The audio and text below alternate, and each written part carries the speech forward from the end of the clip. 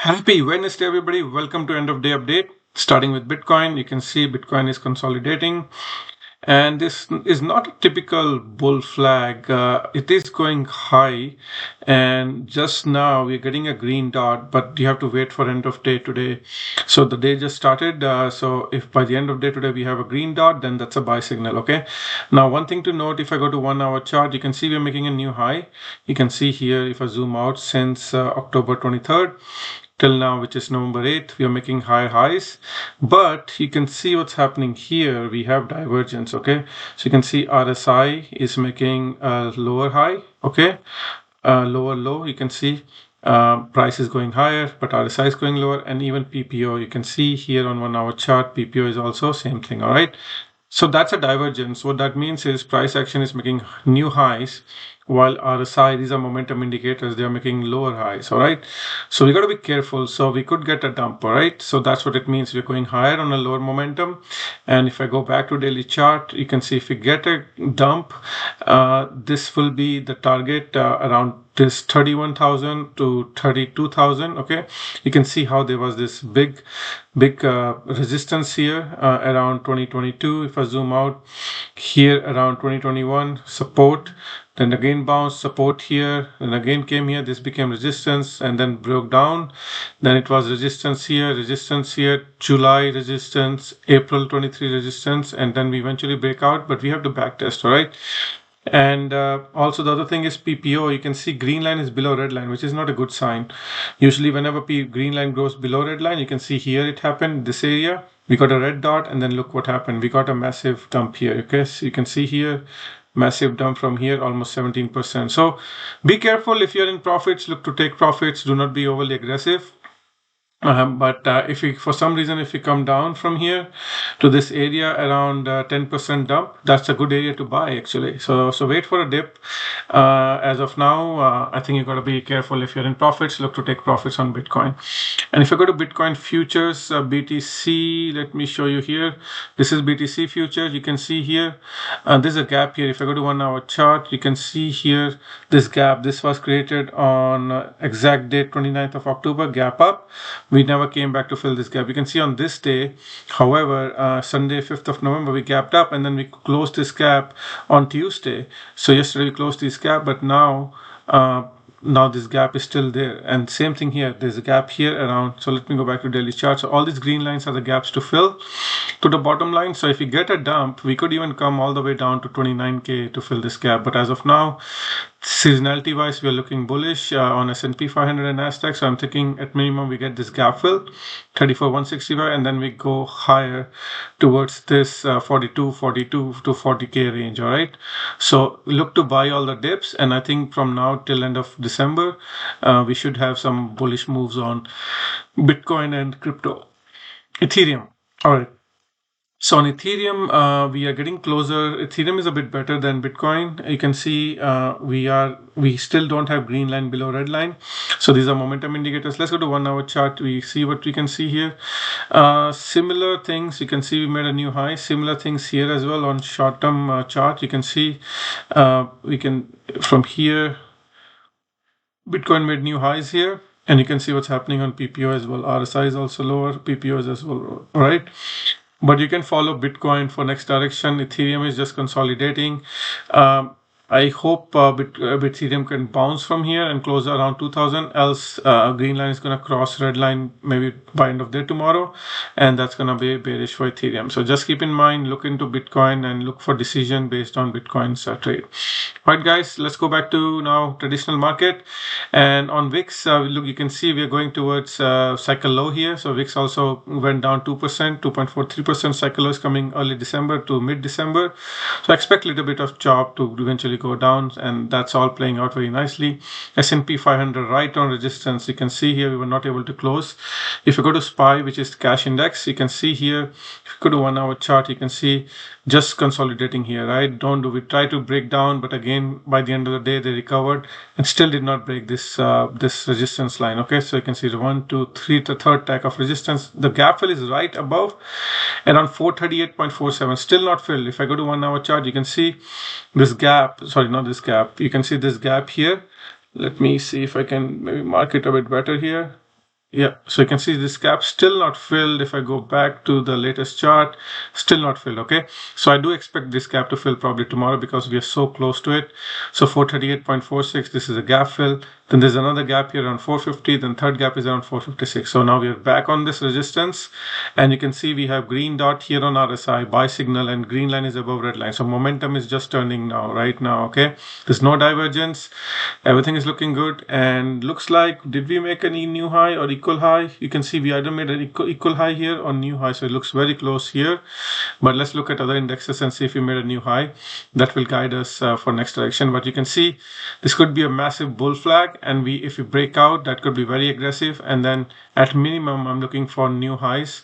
So this high here, 456, I'm looking for new highs. Okay, so we could go from here to the new highs, which could be around 9% away from here. All right, so keep that in mind. Let's go to US 100, which is NASDAQ. You can see it broke out. NASDAQ is a bit different. You can see it broke out of this channel, so it's looking bullish. And did we make a new high? It looks like we made an equal high again today. Let's quickly look at triple Qs to see if we made a new high. That will give us some more confidence. You can see triple Qs. You can see it's very same, very equal highs. It looks like if I do zoom out here, same levels here. Very interesting. But the good thing is it closed above this white trend line, and now 2 days in a row we are closing, which is bullish. Now there are 3 gaps to the top, and from here three gaps. I'm looking at around 3%, which can happen in a couple of days. Also on triple Qs, I'm looking for new highs from today's close. The new highs is going to be around 10% away. All right, so keep that in mind. This could be also a bull flag, and we are just trying to break out right now, and we could still go. A lot of people expecting a dump. Even if we get dumped, we could fill this gap for sure, but I think I'm looking for new highs by the end of this year. All right, so let's look at Dow Jones. So as you can see, Dow Jones is giving us an indication that we are making a higher high here. You can see we are changing a trend. So before we were making lower highs, Dow Jones just made a higher high. So it's a change in trend. Okay, you can see this high is more than previous high, which is very good news. So, and also you can see we closed above three days in a row above this downward trend line, so which is also good news. So there are 3 gaps to the top. So looking for those gaps to fill. IWM, weakest of all, this gap is filled. You can see this gap was created on Friday, 3rd of November. We came down, fill this gap. Are we gonna, you can see my projection same. Are we gonna come down all the way to fill this other gap? I don't know, we'll see. But if we do that, that's gonna be a buy entry around 165 on IWM. Gold, you can see back in the buy zone. This is where I want to buy. You can see my arrow. This is where I should be looking to buy gold. And actually, let's turn moving averages so we can get some better scenario. You can see from moving averages, gold is now coming back to support. It could come to around 1937 to, this is 200 SMA, dark blue line, to around 1934. That could be a good entry as well. Silver, kind of flat, not able to close above this trend line, so still struggling. Is it going to be inverse head and shoulder? We'll see, but silver really needs to bounce now. And as if it's not above, at minimum, this 200 SMA, don't be bullish until it closes above that. All right, so that's our target. Natural gas made a new or equal low, very close. It's still not a new low. I would say not a new low yet. You can see here. You can say equal low. You can slightly not a new low. So almost there. But if it makes a new low, that's going to be change in trend, and we're looking to looking for a little bit more pressure. So if it goes down, it could come back to this trend line, this white trend line. So that could be your next buy entry. So from here, natural gas, that next buy entry is around 5 to 6% away. All right, so that's going to be another around $3 is a nice entry on natural gas. Crude oil just dumping. Now it's coming back to this next support zone. This previous area became resistance. This is one of the best trades. You can see people who are following me, they know what I was thinking. You can see I still have this projection, nothing changed. Going back to now support. Okay, that's your next level of support. You can see how many times we tagged this. So around $73 is a good area to buy. Dollar got rejected, looks like, and that's a good sign. This is what I was expecting, rejected, and I want it to fall. That's going to help Bitcoin and gold go higher. And let's quickly look at individual tech stock. Apple, nothing changed. Bullish above all moving averages. Going straight up to fill these gaps. Tesla, kind of flat, struggling to close above this 20 downward sloping 20 moving average. If it closes above that, next target is 242. This is also a gap down here. So from here, Tesla's target is almost 9%. Remember, Cybertruck is coming end of November, so there could be a buy sell the rumor event, so we could have bullish move on Tesla anytime. Netflix looking good, just going towards this target 475. Microsoft also looking good, gap up, and sky's the limit. It's about to make a new high. Nothing changed, and there's no divergence on RSI, so everything is looking good for Microsoft. Google also looking good, keep going higher. Meta, Facebook also looking good. Targets are here around 357 to 362. Amazon kind of flat. If we get a pullback, gap fill 139 is a good entry. Snowflake's just consolidating, finding resistance on this 200 EMA, light blue line, but finding support on this 200 SMA, which is dark blue line. So very good support, 2 days in a row above 200 SMA. Let's see if we can get a bullish move from now to fill some of these gaps. That's what I'm looking for. NVDA also looking bullish, looking for new highs. AMD also looking for new highs, slowly and eventually. Toronto Stock Exchange going lower. Are we going to go still lower to fill this gap? So that gap from now should be around 2%, 2.2%. Are we going to fill the gap and then go higher? We don't know. We'll see. Hang Seng Index consolidating, not able to close above this 50 daily SMA. 2 days in a row close below that, but it's finding support on this 20 moving average white line. So maybe it will bounce very soon. Let's look at the bonds. Very nice. Bonds is just consolidating above. This is a buy signal, actually broke out. The buy signal came on 3rd of November. Now we are above all moving averages, which is very good. So bonds are getting ready to bounce. Copper, again, back in the buy zone. This is where you want to buy. Palladium, very, very weak. This could be a buy. This could be a bottom. Okay, you can see this wick, Thor hammer, and we are in a buy zone. I showed it yesterday. This is a massive green buy zone. So if you did not buy, this could be your opportunity. And let's see, do we have divergences yet? No divergence. So I'm going to delete this. So we could see consolidation, maybe slightly new low with divergence. That could be an indication that we are getting ready to bounce. Wheat up 3%. This is how you break resistance. You can see consolidation for so long, eventually break out of all moving averages. This is a buy signal. You can see we got a buy signal actually here on 3rd of November, still a buy signal. Looks like wheat is getting ready to launch. Corn is going to do same thing. Corn is a bit behind. So if you missed the boat on wheat, you can buy corn, CORN. Soya beans also looking good, just looking for new highs. And sugar, you can see exactly what I was thinking, looking for a little bit more lower prices and buy on this trend line. And let's look at Newmont Mine, biggest gold miner. Oh my God, did it make a new low? Oh, yes, it did. But the good thing is new low, gap down, but on divergence. So it looks like going new low on a divergence. So, and I think volume might be picking up. This looks like, yeah, let's see. If I go, you can see massive volume here yesterday actually.